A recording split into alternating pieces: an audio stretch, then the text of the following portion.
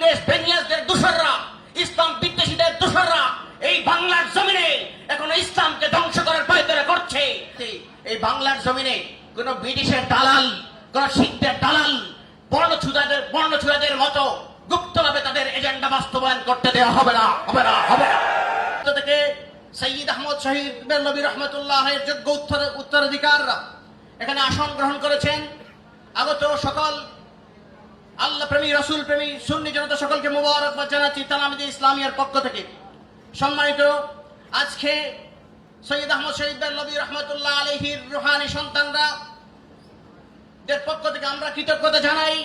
বাংলার জমিনে দিকে দিকে যারা ইসলামের পতাকাকে উড্ডীন করেছেন, আল্লাহর ওলিদের নিশান বরদার হিসেবে যে সমস্ত আউলিয়া কেরামের উত্তরসূরি হিসেবে পীর সাহেবগণ দিনের খেদমতে গিনি যাচ্ছেন, সৈয়দ আহমদ শহীদ বেল্লভী রহমতুল্লাহ আলাইহির যোগ্য উত্তরাধিকার হিসেবে দিনের কাজকে বহন করছেন, এত এত পীর সাহেবদের উপস্থিতিতে আমরা গর্বিত বোধ করছি, আল্লাহর শুকরিয়া আদায় করছি, আলহামদুলিল্লাহ। আমরা শুধু বলতে চাই, আল্লামা ফুলতলি সাহেবুল্লাহ রহমতুল্লাহ আলাইহি তালামিদে ইসলামিয়াকে শিকারী পাখির নিয়ে বলেছিলেন।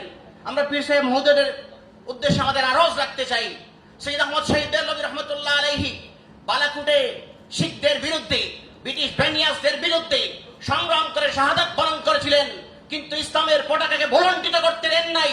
যে উদ্দেশ্য করেছিলেন, সেই ইংরেজ বেনিয়াসদের দোসররা, ইসলাম বিদ্বেষীদের দোসররা এই বাংলার জমিনে এখনো ইসলামকে ধ্বংস করার পায়তারা করছে। সৈয়দ আহমদ শহীদ বেল্লভী রহমতুল্লাহ আলাইহির যোগ্য উত্তরাধিকার যারা রয়েছেন, পীর সাহেব যারা রয়েছেন, আমাদের আপনাদের কাছে আমাদের আকুল আবেদন, আল্লামা সৈয়দ আহমদ শহীদ বেল্লভী রহমতুল্লাহ আলাইহির উত্তরাধিকারীরা যদি ঐক্য পরিষদ গড়ে তোলেন, আমাদের ছাত্র ভাই, আমরা যারা ছাত্রদের পক্ষ থেকে প্রত্যেক দরবারের ছাত্র সংগঠন রয়েছে, ছাত্র কাফেলা রয়েছে, আমরা পীর সাহেবরা যদি ঐক্য পরিষদ করে আমাদেরকে এই সৈয়দ আহমদ শহীদ বেল্লভী রহমতুল্লাহ আলাইহির মিশন এবং ভিশনকে এগিয়ে যাওয়ার জন্য কাজ করেন, আমরা প্রত্যেকটি ছাত্র ভাই আপনাদের পিছনে ভ্যানগার্ড হিসেবে থাকতে প্রস্তুত রয়েছে।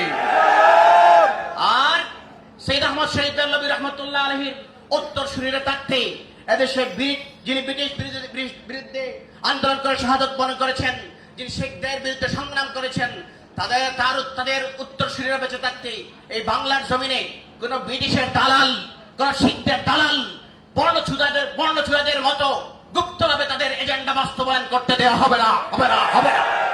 সকলকে মোবারকবাদ জানিয়ে আমার কথা এখানে শেষ করছি। আসসালামু আলাইকুম ওয়া রাহমাতুল্লাহ।